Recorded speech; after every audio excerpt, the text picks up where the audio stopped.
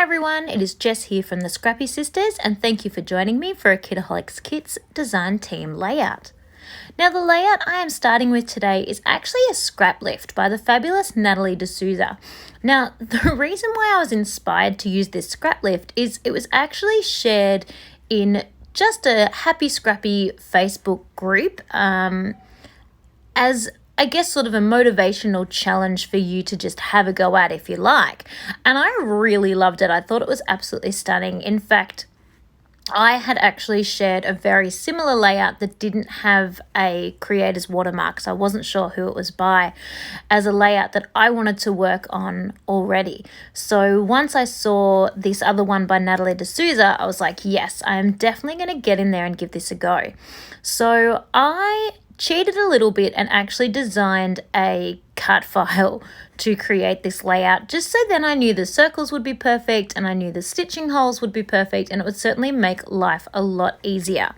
So I cut my first circle and did stitching holes on the outside of the circle, and then I cut my next 3 circles and did stitching holes on the inside of the circle. So there's sort of that creamy mustard color, brownie mustard color that has been glued flat to a full 12 by 12.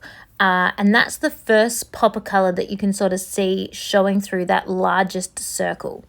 And the idea is that I'm going to cut out the image of my husband and I and mat it on that white circle, but the original cut that I did on my silhouette was not quite right, and it was like too close around our heads and didn't have enough sort of space, so it looked a bit funny. So I'm going to reprint that and do that again. So now I'm just going to have a play with building up my clusters. So I have dug through the ephemera pack and pulled out all of the Heidi Swap ephemera that was sort of flowery leafiness, because I definitely want to make this sort of pretty. I'd had grand plans of when I first saw this layout that I would do sort of a boy version using my boys, but when I saw this kit, I just couldn't resist using all of those stunning colors of paper and putting them all together to create this that it is. And I just love it. I love the way it came together.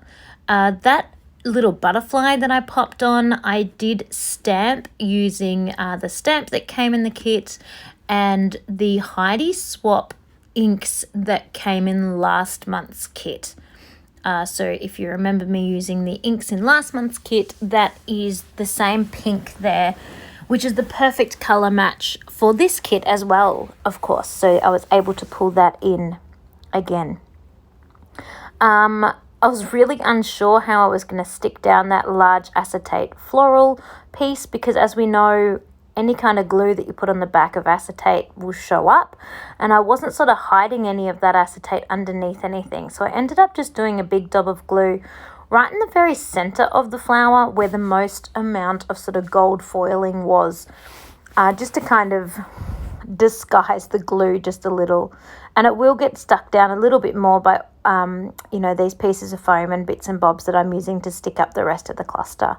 Here's a few more of those stamped butterflies. I just love the way they sort of add a little bit of flutter, definitely like Natalie did in hers, but it also was just needed in this layout to just add a little bit more movement to those clusters to help sort of move your eye around the page that little bit more, instead of just having a really block of ephemera that doesn't flow.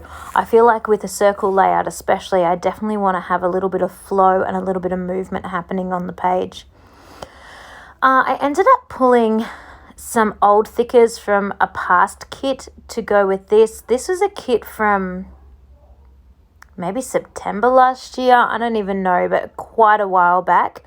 So I just decided to pull the You and Me thickers out there because I just thought that was a really nice sort of sentiment to go with the picture of my husband and I, and just to pick up the little the little gold hearts that I've popped around the page. I also had these Heidi Swap thickers that were from a while ago now, but that I haven't even cracked open yet, that had some hearts with them, and I really wanted to add just a couple of sort of thicker hearts to the page as well. I love it when thickers include a few extra bits and bobs that you can use on your page. Not random like squiggle shapes, but shapes that are actually usable, like hearts and stars and things. Hashtags kill me. I can never use hashtags. But anyway, pulling out the Bow Bunny enamel dots, and I was umming and ahhing whether to use sort of the tealy colour, but in the end I just stick with the pink and just keep this a really monochromatic layout. It really is a very pink based layout with just a few little bits of sort of gold and things as well. So you can see how the finished layout is going to look once my photo is on, but as I said, I just want to zoom that photo out just a touch so that it's not cutting so much of my husband's face off.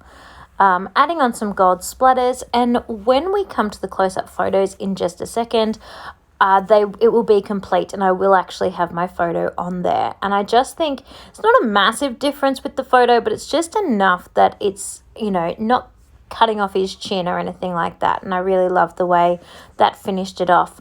Oh, I forgot to mention that I also roughed up or distressed the edge of that mustard paper before I glued it on.